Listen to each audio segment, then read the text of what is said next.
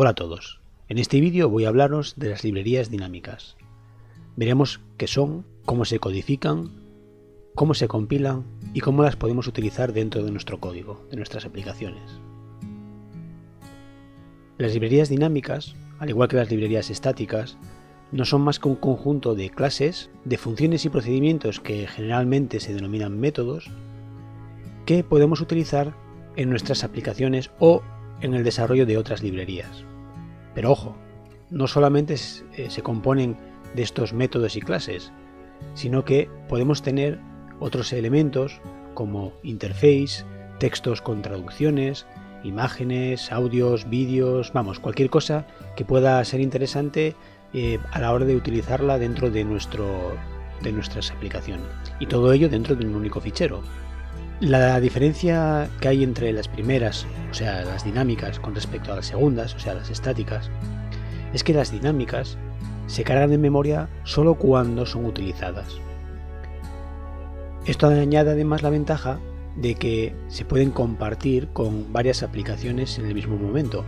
Esto quiere decir que dos aplicaciones que utilicen la misma DLL solo tendrán en memoria una única instancia de la DLL, con lo cual ahorramos en memoria y en tiempo de carga en memoria. Pero esta ventaja de que permite compartir la misma librería entre diferentes aplicaciones es un foco de posibles problemas de seguridad, por lo que los diferentes sistemas operativos las manejan de forma diferente, precisamente con el objetivo de paliar el efecto de las posibles vulnerabilidades que puedan estar incluidas dentro de este código. Para este ejemplo, he hecho una librería muy sencilla, una librería que tiene las dos únicas clases que hay desarrolladas dentro de esta librería, son la clase 1 y la clase 2.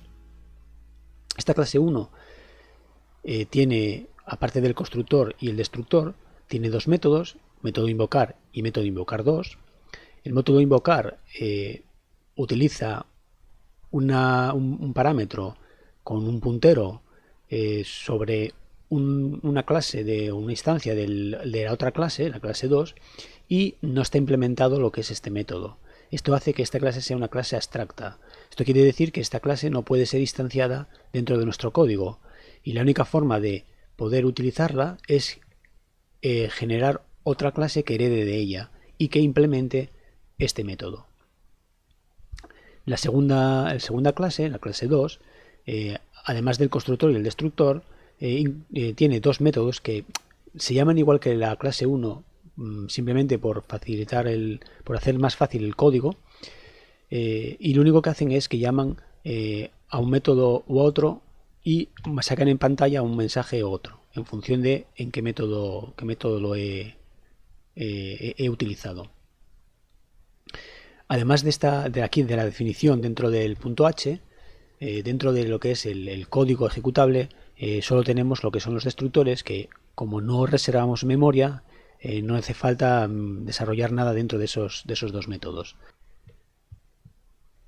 Bueno, estas dos clases, la única diferencia que tiene a la hora de desarrollarla como una librería dinámica o una librería estática es a la hora de compilar. Cuando nosotros compilamos la librería, le decimos al compilador si lo queremos en modo estático o en modo dinámico. La única consideración que hay que tener a la hora de hacer nuestra librería dinámica es que debemos de definir para los lenguajes por ejemplo para Windows, tenemos que definirle qué métodos o qué clases o qué objetos dentro de esa librería son exportables, o sea, pueden ser utilizadas por nuestras aplicaciones o por otras librerías que desarrollemos. Para hacer esto, lo que hacemos es definir una macro o una etiqueta delante de aquellos métodos o clases que queremos exportar, teniendo en cuenta que si lo queremos para Windows, hay que definirle esta parte superior en la que decimos que esta macro que hemos diseñado, un texto arbitrario, no nos valdría cualquier texto, le estamos diciendo que es que queremos hacer que se exporte dentro de la DLL. Aquí estamos haciendo el código de ejemplo dentro de Windows y definimos la macro de exportación de esta manera. Si queremos hacer que este código sirva para cualquier lenguaje de cualquier sistema operativo, ya bien sea Windows o Linux, nos tenemos que asegurar que esta instrucción de aquí solo se ejecute dentro de entornos Windows, para lo cual podemos indicarle la instrucción de precompilación o la instrucción que utiliza el compilador para incluir partes del código y compilarlo. Podemos decirle que si está definido, lo hacemos con la almohadilla, si está definido la macro Win32, entonces entramos dentro de este if y definimos esas dos macros. Bien, esto de aquí, Win32, no quiere decir que vayamos a compilar nuestro código solo en una arquitectura de 32 bits. Viene de el antiguo Windows, cuando Windows era de 16 bits y lo llamaba Win, y cuando evolucionó de arquitectura para diferenciar entre Windows de arquitectura antigua a Windows de arquitectura nueva, lo llamó Windows 32.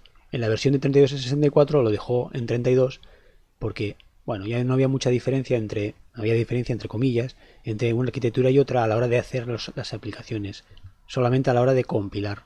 En nuestro caso, Win32 implica que estamos en Windows, porque tampoco vamos a hacer desarrollos para arquitecturas de 16 bits, que son máquinas muy antiguas, el 286, bueno, son máquinas muy antiguas que que posiblemente ya no existan.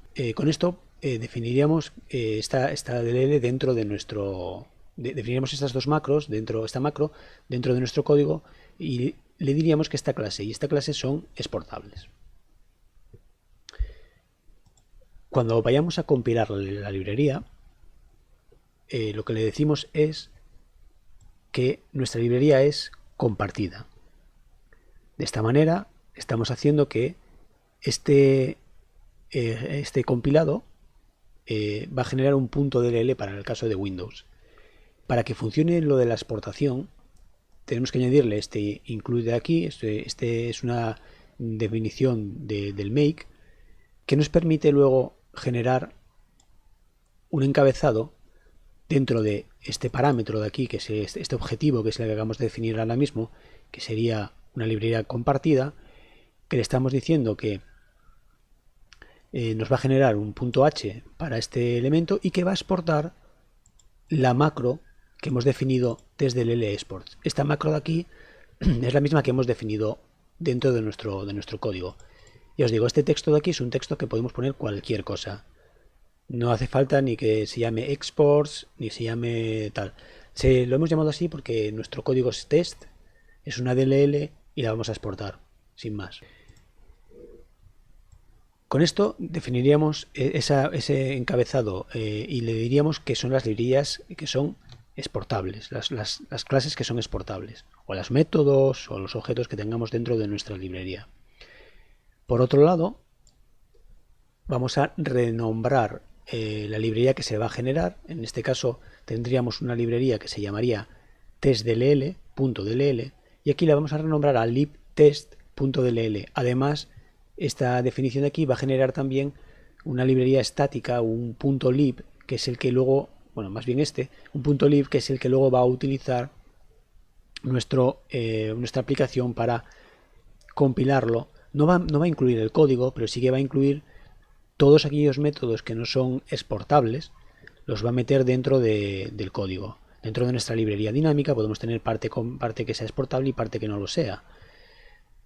Bueno, esto es un poco difícil de ver, pero se podría llegar a tener. Y con esta parte de aquí tendríamos lo que nos va a generar el .lib y el .dll para luego utilizarla dentro de nuestros compilados, de nuestras aplicaciones. Por último, lo que hacemos es un ejecutable que básicamente es una aplicación que va a sacar un mensaje por pantalla que dice comenzamos, le va a crear una instancia de la clase 2 y va a llamar al método invocar. Esto es lo que va a hacer sin más.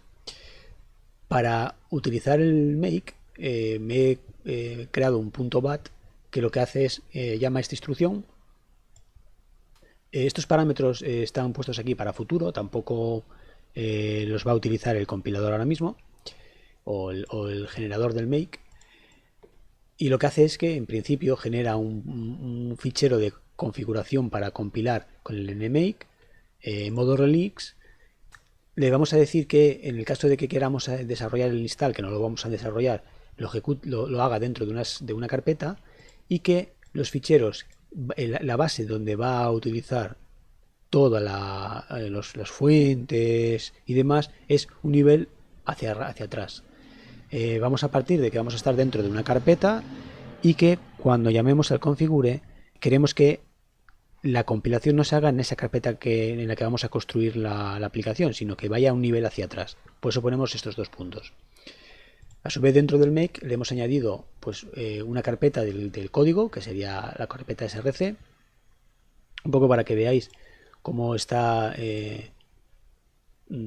todo el código incluido. Tendríamos, por un lado, estos dos ficheros, el make y el config. Dentro del src tendríamos nuestra clase, nuestro ejecutable y nuestras dos librerías. Estas dos librerías de aquí las veremos más adelante, quizás en otro vídeo, que serían una implementación de las dos clases. Vamos a hacer dos clases. Vamos a hacer una que implemente la clase 1, le meta el método que le falta, y otro que sea un clase 2 evolucionado, para que luego desde el test 2 podamos hacer la llamada a ese código.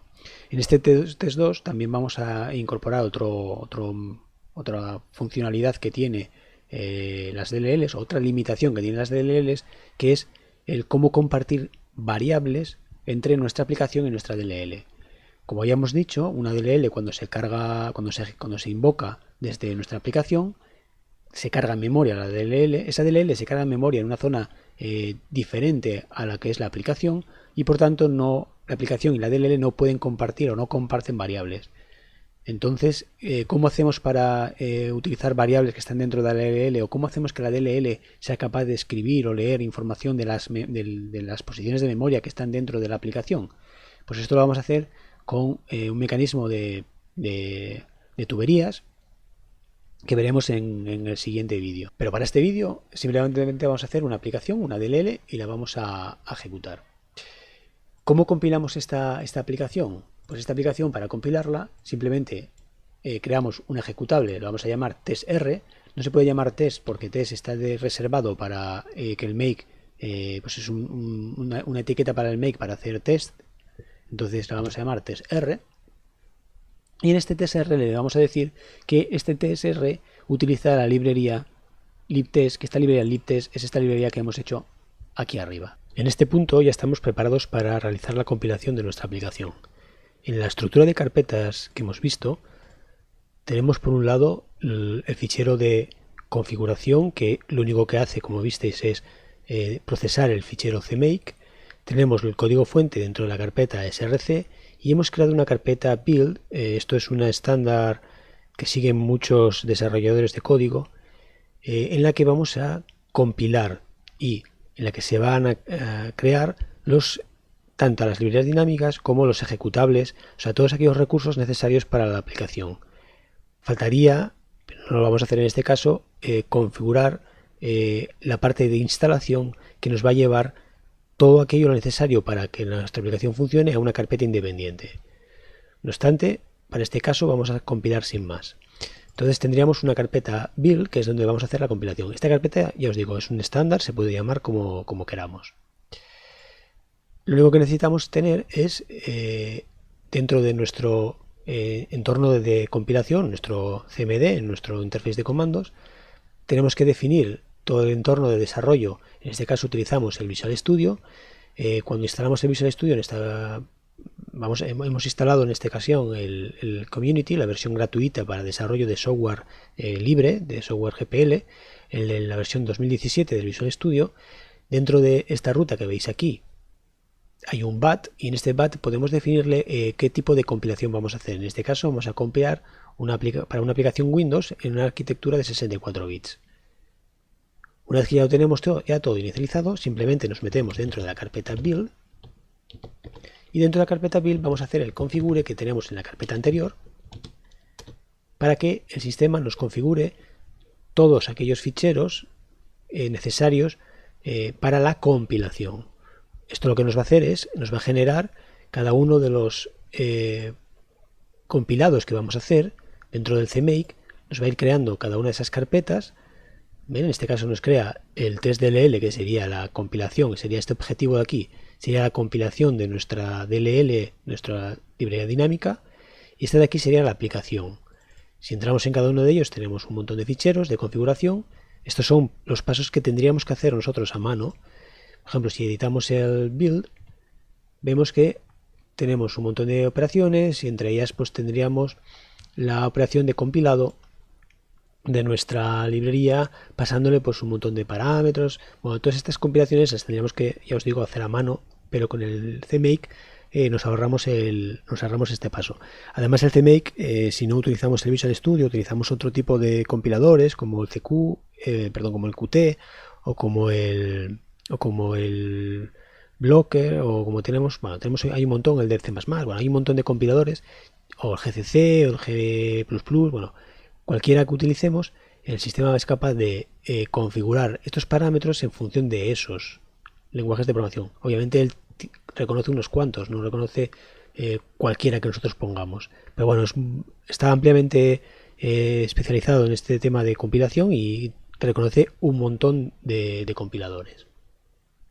Vale, una vez que ya tenemos todo compilado, configurado, simplemente tenemos que hacerle el nmake. El nmake lo que va a hacer es generar la compilación de cada una de las librerías. Si nos venimos a la carpeta y nos vamos al build, entonces cuando ha generado los objetos y ha compilado el ADLL, ha creado también el .lib para que el ejecutable reconozca este .lib y pueda utilizarlo dentro de su código.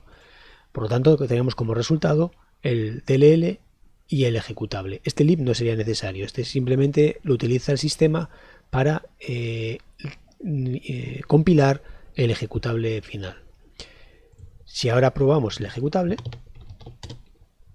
vemos que se produce el mensaje de comenzar y la llamada al invocador de la clase 2. Si nosotros eliminamos la DLL, vemos que el sistema falla porque intenta buscar esa librería dinámica que ya no existe en el sistema. Si ahora volvemos a compilar, nos vuelve a generar únicamente la DLL, que es el único fichero que le falta, y ya volvemos a probar, otra vez la aplicación para ver que ya funciona. Vale, y con esto ya tendríamos una forma fácil y sencilla de desarrollar nuestras DLLs que pueden ser utilizadas dentro de nuestras aplicaciones o dentro de otras DLLs que a su vez llamen a estas para crear clases que hereden de otras clases que están dentro de otras DLLs. Vale, aquí ya podemos hacer el nivel de complejidad que nosotros deseemos, pero bueno, con esto ya tendríamos esa capacidad de poder crear las DLLs y ya pasaríamos a la siguiente fase que veremos en los siguientes vídeos, en los que podemos, por un lado, cargar las librerías de forma en tiempo de ejecución. ¿Vale? En este caso esta librería se carga en tiempo de compilación, entre comillas. Cuando tú ejecutas la aplicación ya sabe de antemano que tiene que cargar la DLL. ¿Vale? Nosotros vamos a poder desarrollar aplicaciones que desconozcan qué DLLs hay en el sistema y que las carguen directamente. Esto es un tema bastante interesante, sobre todo para cuestiones como el desarrollo de, imaginaros, algoritmos en el que yo tengo un algoritmo, una definición, más que un algoritmo, sino una definición de una clase abstracta que define cómo llamar a ese algoritmo y que nos dice qué resultado tiene que devolver, y nosotros podemos desarrollar librerías dinámicas que implementen esa solución con diferentes algoritmos y hacer que nuestra aplicación utilice uno u otro en función de los que encuentre disponibles en el sistema, sin que nosotros le tengamos que decir de mano cuáles son los disponibles. ¿Vale? Y os digo, esto es un tema bastante interesante que, si os interesa realmente, lo podemos desarrollar de forma más calmada, o si veo que no tiene interés el vídeo, que no estáis interesados en este tema, pues nada, lo que haría es utilizarlo en mis desarrollos. Cuando hagamos desarrollos un poco más complejos, los utilizaré y bueno, pues lo podréis ver allí, pero no estará explicado en detalle.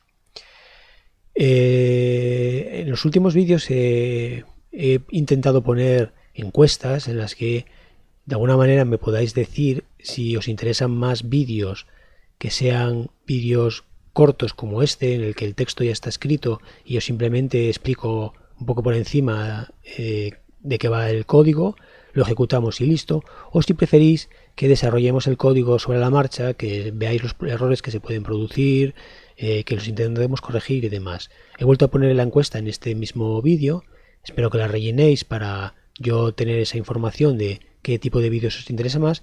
Si no la rellenáis no pasa nada, obviamente, esto no es obligatorio, obviamente. Pero bueno, si yo tengo esa información, puedo intentar hacer vídeos mucho más interesantes para vosotros. Además de esas encuestas, sigo interesado en que me pongáis en los comentarios pues cualquier cosa, duda o cualquier sugerencia o idea que tenéis planteada, problema que se os puedan plantear en vuestros desarrollos, y yo intentaré hacer vídeos en los que intente reproducir esos errores y los intente corregir, o si queréis un tema concreto en el que queráis que profundicemos, ahí está. No obstante, los temas que voy a empezar a desarrollar ahora, ya los tenía ya pensados, pero voy a empezar a desarrollar ahora, serían, aparte del de robótica, que continuaré con él, va a ser ahora sobre todo el tema de visualización, tema de sobre todo reconocimiento de objetos. Yo me voy a basar más en el reconocimiento facial, reconocimiento de caras. No obstante, los vídeos que voy a subir no sería el reconocimiento de caras, sino más bien la detección de caras. El tema de reconocimiento es un tema que voy a desarrollar de forma personal. Cuando ya lo tenga desarrollado y lo tenga realmente que sea válido, lo pondré en vídeos. Lo que sí que podemos intentar es hacer el tema de la detección, ¿vale? Que de una fotografía nos diga dónde hay caras. Dónde hay caras, ojos, narices, ¿vale? Si estáis muy interesados también, me gustaría que lo pusierais y entonces yo agilizaría el tema de desarrollar este tipo de vídeos. No obstante, posiblemente la semana que viene ya tengamos algún vídeo de cómo empezar con este tema de la visualización. En cuanto a la robótica, el tema de la detección de objetos es muy interesante, porque un robot debería de ser capaz de detectar qué tipo de objeto hay en su área de trabajo y poder cogerlos o poder trabajar con ellos. También voy a comentaros un tema que hace muchos años que desarrollé, igual hace 8 años, que es el tema de las rutas del viajante.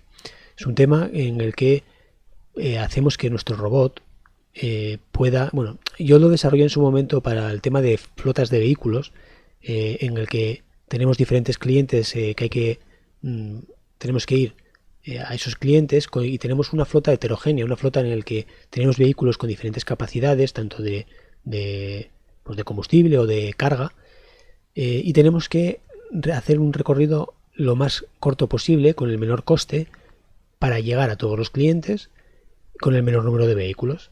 Entonces yo tengo una herramienta desarrollada por mí que permite, basándonos también en este tema de las librerías dinámicas, permite definir algoritmos de mejora de esas rutas, y tenemos una aplicación que nos lo deja ejecutar y nos hace un cálculo para una especie de estadística de los diferentes métodos o algoritmos que hemos añadido para decirnos cuál es el más eficiente.